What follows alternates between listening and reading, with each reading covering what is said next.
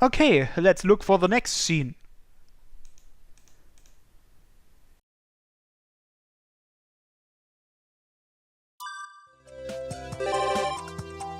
Now there's another new scene with Ryder. In Ryder's room. Now then, speaking of things to ask Ryder about the Holy Grail War, why is that marked as new? Haven't we talked about that with Ryder already? Skip monster?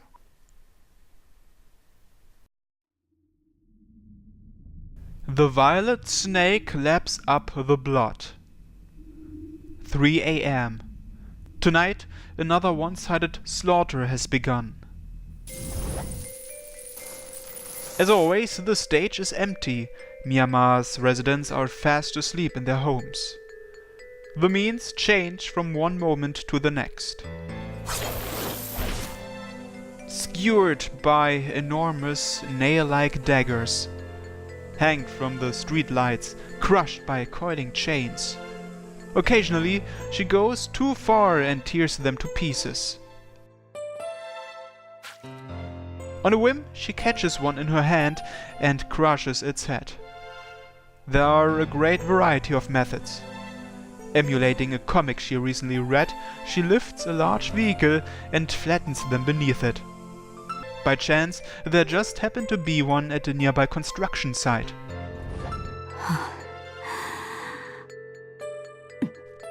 While stopping to catch her breath, she considers whether to head back or keep going.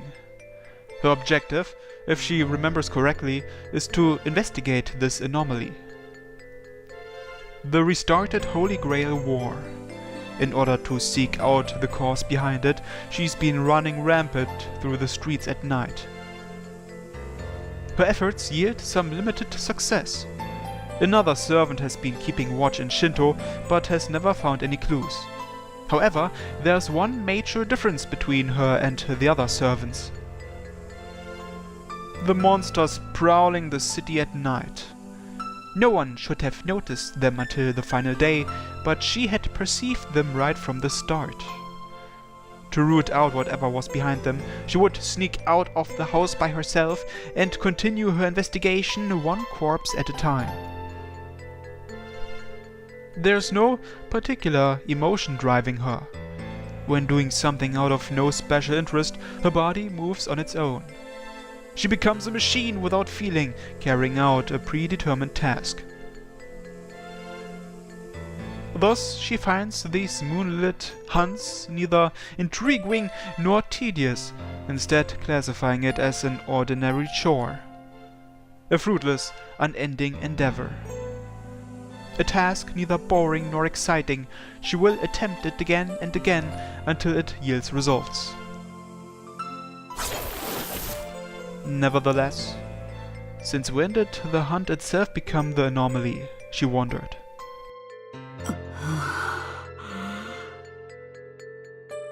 She controlled her ragged breathing. Her self-appointed duty was completed after about half an hour. No, it was more like she couldn't help but complete it. No matter how much she wants to investigate, there is no material left. A red sea of carnage. She cannot find anything to distinguish from that. There is nothing left to analyze. She needs to examine each of her prey diligently down to their eye sockets, but there are none left. She controls her ragged breathing. Though indeed monsters, they are little more than trash when up against her. A mere 100 or 200 wouldn't even serve as a warm-up.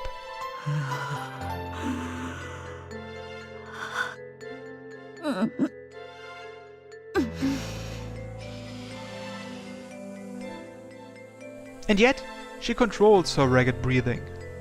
Letting out what seem like pained gasps, she decides to continue the investigation. One more. I'll just check one more. Persuading herself of this, she jumps to the next hunting ground. There is a horde of roughly 100 monsters. After examining tens of thousands of them, she knew that answers would not be found here, and yet she continues with this massacre in the name of research. Without feeling, she mechanically bathes in blood. Her breathing begins to quicken again. One more. I just want to examine one more. There's nothing wrong with that. After all, the only ones dying are monsters. There are countless more to kill, and this is something she had decided to do. So, she doesn't feel there is any problem or meaning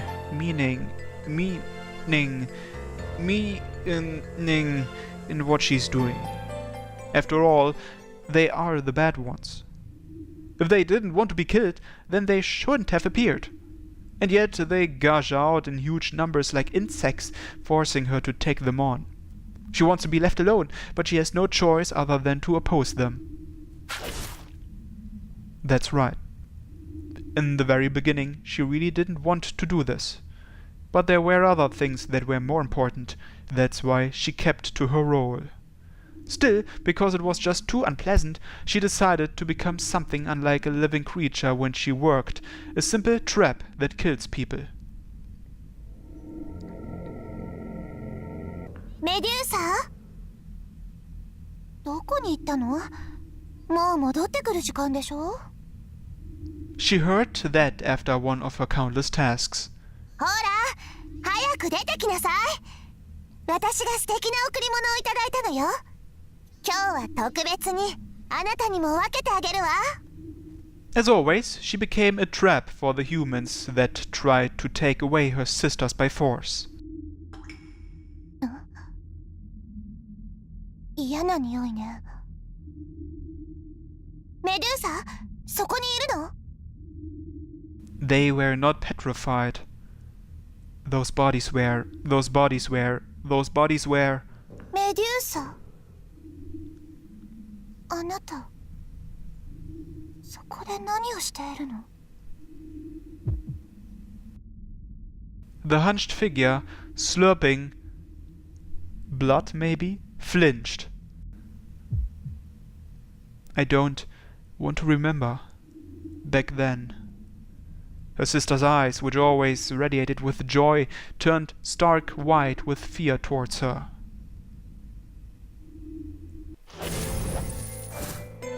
The feast in the name of her investigation continues. Each time she plays this part, her body grows more accustomed to its role. Her ferocity grows without end. These monsters, while stronger than humans, could never touch her, their fodder, worthy only to be crushed underfoot. She feels her transmission shift gear by gear, from low to middle, middle to high. The only issue, if any, is that there is no limit to her gearbox. Meaning, the question is whether her chassis can withstand the ever-increasing RPM. Why has she become so immersed in her role? It must be because the enemy is so weak and the setting so ideal that she is given such priority to this task despite herself, she thinks. After all, the town is empty. The people vanished at the stroke of midnight. Perhaps they were all killed by the monsters, or perhaps they never existed to begin with. It must be the latter. Those monsters are things that hunt down humans, but not once has she seen them kill anyone. They only act against those that are the same as them.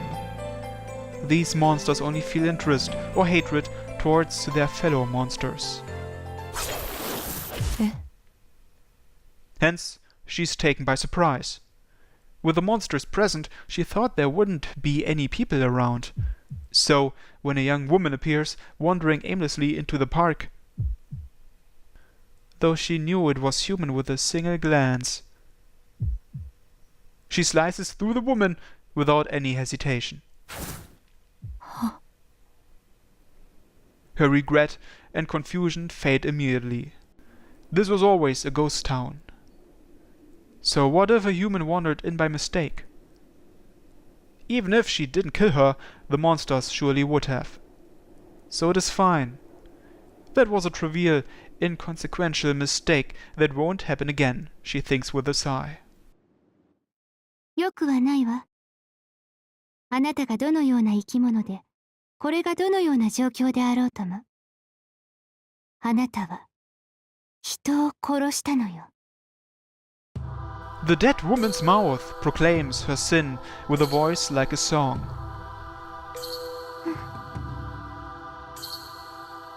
She stands up. Blood pours out from the open wound.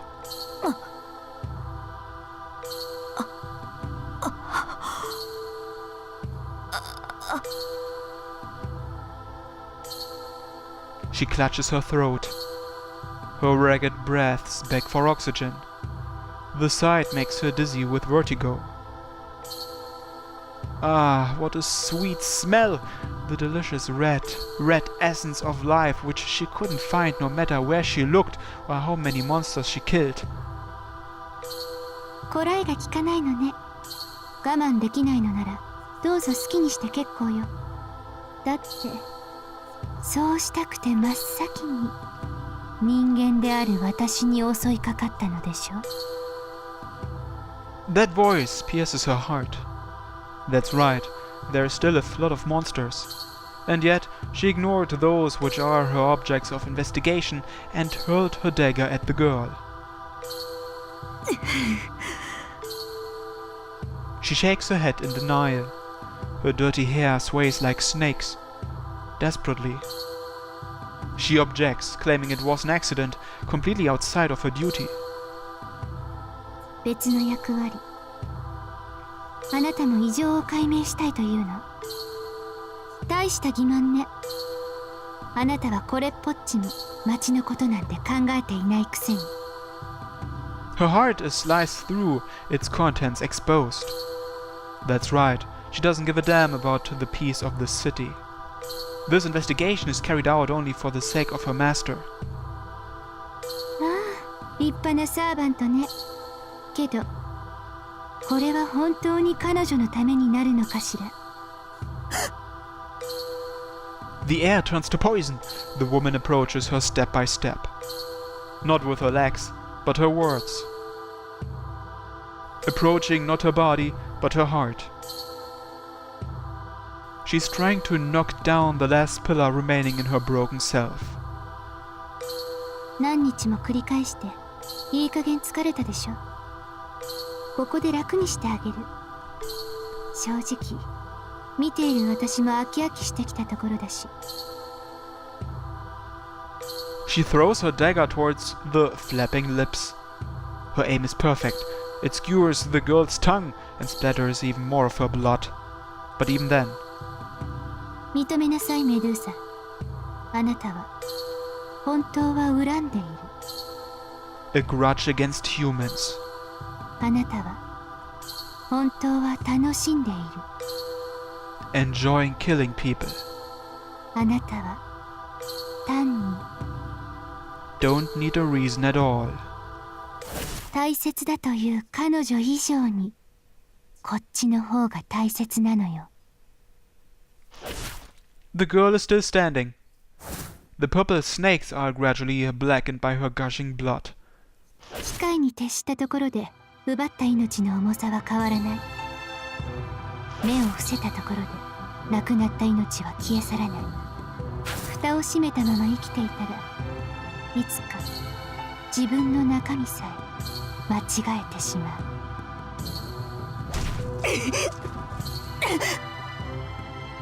She's Nisaur. No matter who this human is, she's just Nisaur. So she kills her until she shuts up. She cuts open the girl's warm stomach and tears out her entrails. She almost shouts out in joy. More than any human she had laid hands on before, taking out her anger on this girl feels so good. She continues to mutilate the girl's body from the stomach outwards until only the head is left. Surely the chatter will stop now. Relief gushes through her body, and just when she feels a slight tinge of regret that she can't kill anymore. これで理解できたでしょ。あなたはあなたにふさわしい場所に戻りなさい。At last, she realizes her true feelings. She has an unendurable desire to kill humans.